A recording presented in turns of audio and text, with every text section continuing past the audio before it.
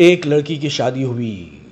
شادی کی پہلی رات دولہا کھانے کا بڑا سا تھال لیے کمرے میں داخل ہوا۔ کھانے سے بڑی زبردست خوشبو آ رہی تھی۔ کہنے لگا، آؤ کھانا کھاتے ہیں۔ بیوی بولی، میں نے دیکھا ہے تمہاری والدہ نے بھی کھانا نہیں کھایا، ان کو بھی بلا لو، پھر مل کر کھاتے ہیں۔ شوہر نے کہا، وہ سو گئی ہوگی، انہیں چھوڑو، ہم دونوں کھاتے ہیں۔ بیوی اصرار کرتی رہی، پر وہ اسی بات پر مصر رہا کہ امی کو رہنے دو۔ جب بیوی نے شوہر کا یہ رویہ دیکھا تو اسی وقت طلاق کا مطالبہ کر دیا۔ شوہر بڑا حیران ہوا اس کے مطالبے پر۔ اس نے بڑا سمجھایا لیکن وہ اپنی بات پر ڈٹی رہی، یہاں تک کہ طلاق ہو گئی۔ دونوں الگ ہو گئے، پھر دونوں نے دوسری شادیاں کر لیے۔ 30-35 سال گزر گئے۔ عورت کے بیٹے ہوئے، بہت محبت کرنے والے، ماں کا خیال رکھنے والے، بہت آسودہ حال تھی وہ۔ اس نے ارادہ کیا کہ حج کرنا چاہیے۔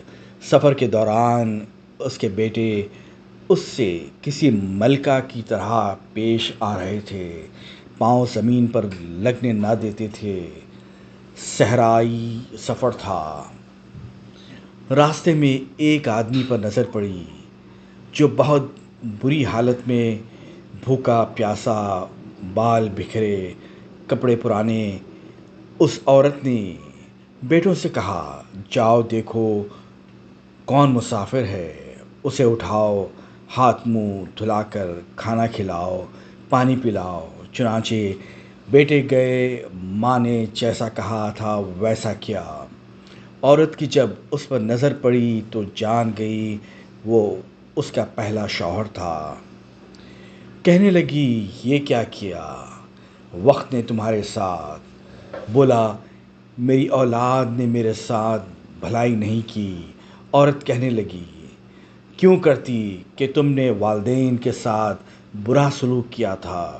میں اسی دن جان گئی تھی کہ تم ماں باپ کے حقوق ادا نہیں کرتے، اسی لیے میں ڈر گئی کہ کل کو میرے ساتھ بھی ایسا ہی ہوگا۔ یہ دیکھو آج میں کہاں ہوں اور تم کہاں۔ ماں باپ کے ساتھ برا سلوک اللہ کی نافرمانی ہے۔ اگر اپنا بڑھاپا ہم شاندار گزارنا چاہتے ہیں تو والدین کے ساتھ شاندار سلوک کیجیے، کیونکہ یہ ایسا عمل ہے کہ جس کا بدلہ دنیا میں ہی دے دیا جاتا ہے، خواہ اچھا ہو یا برا۔